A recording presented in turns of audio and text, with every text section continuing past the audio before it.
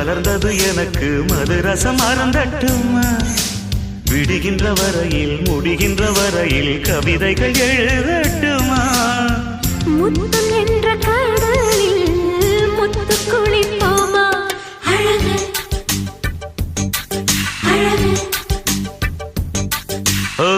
நீ நடந்தால் நடையழகு அழகு நெருங்கி வரும் இடையழகு அழகு வேலெறியும் விழியழகு அழகு பால்வடியும்